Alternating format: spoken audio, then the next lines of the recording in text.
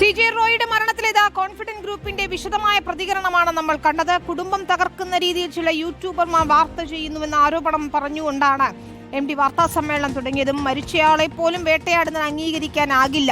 നിക്ഷേപം എന്ന പേരിൽ പണം വാങ്ങിയ രേഖ കൊണ്ടുവന്നാൽ ഇരട്ടി നൽകുമെന്ന് പറയുന്നു. കള്ളക്കടത്തോ ബിനാമി ഇടപാടോ നടത്തിയിട്ടില്ല.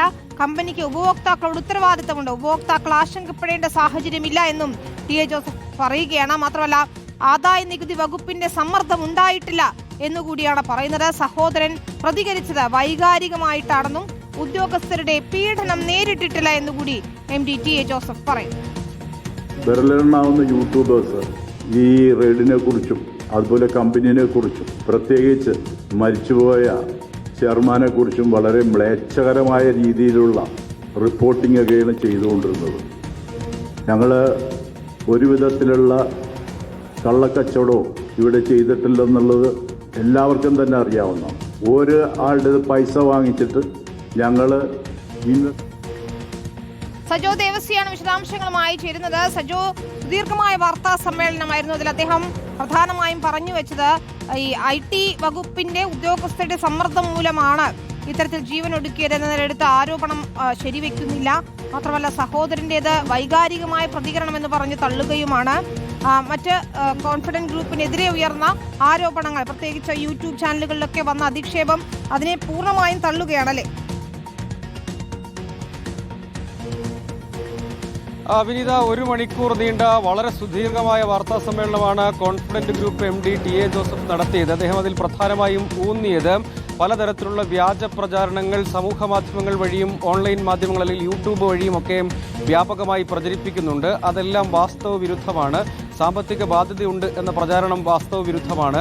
അതോടൊപ്പം അങ്ങനെ പല രൂപത്തിൽ വ്യക്തിപരമായ അധിക്ഷേപങ്ങൾ ഉൾപ്പെടും വിധം ഉള്ള കാര്യങ്ങൾ ഡോക്ടർ റോയ് CJക്കെതിരെ പ്രചരിപ്പിക്കുന്നുണ്ട്. അത് തെറ്റാണ്. മരിച്ചു കിടക്കുന്ന ആളെക്കുറിച്ച് വളരെ മ്ലേച്ഛമായ പ്രചാരണങ്ങൾ നടത്തുന്നു. എന്തെങ്കിലും തരത്തിലുള്ള സാമ്പത്തിക ബാധ്യതയോ പ്രതിസന്ധിയോ ഇല്ല.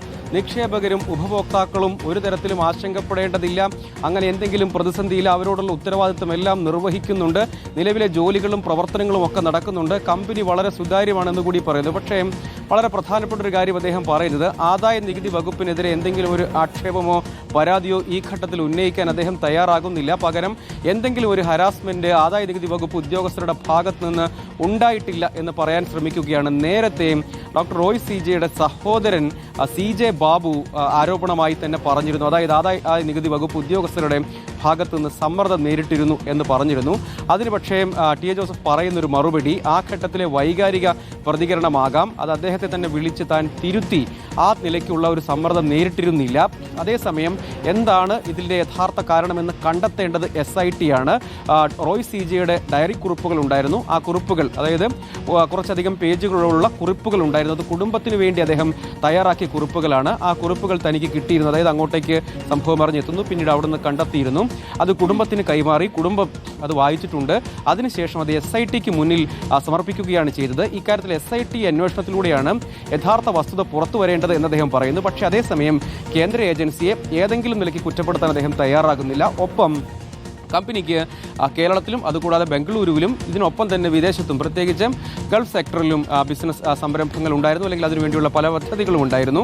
വിദേശത്തുള്ള സംരംഭത്തെക്കുറിച്ച് അദ്ദേഹം എന്തെങ്കിലും ഒരു പ്രതികരണം നടത്തിയില്ല. ബംഗളൂരുവിൽ മാസ്റ്റർ ഡെവലപ്പറായിരുന്നു. അവിടെ ഒരു സാമ്പത്തിക പ്രതിസന്ധി ഇല്ല എന്ന് വാദിക്കാനാണ് ശ്രമിക്കുന്നത്. പ്രധാനമായും പല രൂപത്തിലുള്ള കുടുംബത്തെ അധിക്ഷേപിക്കുന്ന തരത്തിലുള്ള വ്യാജ പ്രചാരണങ്ങൾ, ഉദാഹരണത്തിന് സ്ലോവാക്കിയയുടെ ഓണറി കൗൺസിൽ പദവി അദ്ദേഹം വഹിച്ചിരുന്നു, അല്ലെങ്കിൽ അതൊരു പദവിയാണ്. പല ബിസിനസ്സുകാരും പണം കൊടുത്തടക്കം സ്വന്തമാക്കുന്ന പദവിയാണ്. അത് എന്തെങ്കിലും സാമ്പത്തിക ലാഭത്തിനായിരുന്നില്ല എന്ന് അദ്ദേഹം പറയാൻ ശ്രമിക്കുക. അതിനെ കേന്ദ്രീകരിച്ച് നടന്ന വിവാദങ്ങളെ തള്ളുന്നു. അതോടൊപ്പം എന്തെങ്കിലും കുടുംബത്തിൽ മറ്റു പ്രശ്നങ്ങൾ ഉണ്ടായിരുന്നില്ല. അതേസമയം വൈകാരികമായ കാര്യങ്ങൾ, അതായത് ഇമോഷണലായ എന്തെങ്കിലും സാഹചര്യമുണ്ടോ എന്നതാണ് ഇതിലെ പ്രധാനപ്പെട്ട കാര്യം. അതായത് പറഞ്ഞതിൽ നിന്ന് എന്തെങ്കിലും ഒരു അദ്ദേഹത്തെ ഇങ്ങനെ ഒരു വൈകാരിക തീരുമാനം എടുക്കാൻ പ്രേരിപ്പിച്ച ഘടകം എന്താകും എന്നതിനെക്കുറിച്ച് കമ്പനിയുടെ MD എന്തെങ്കിലും ഒരു പ്രതികരണം, വ്യക്തതയുള്ള പ്രതികരണം പറയുന്നില്ല. പക്ഷേ അദ്ദേഹം പറയുന്നത് ആദായ നികുതി വകുപ്പിൻ്റെ റെയ്ഡ് ഉണ്ടായിരുന്നു, അതവിടെ നടക്കുന്നുണ്ട്, അത് സാധാരണമാണ്. അതുകൂടാതെ GSTയുടെ റെയ്ഡും നേരത്തെ നടന്നിരുന്നു.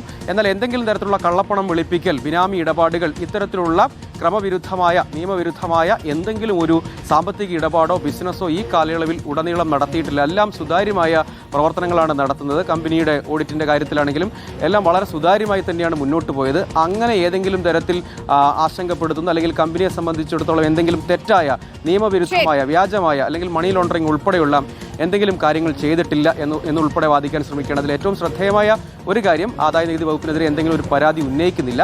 മരണകാരണം അടക്കം അതിലേക്ക് നയിച്ച പ്രകോപനങ്ങളെല്ലാം SIT അന്വേഷണത്തിലൂടെ പുറത്തുവരട്ടെ എന്നൊരു നിലപാടും സ്വീകരിക്കുന്നു. ശരി, വ്യക്തമാണ്.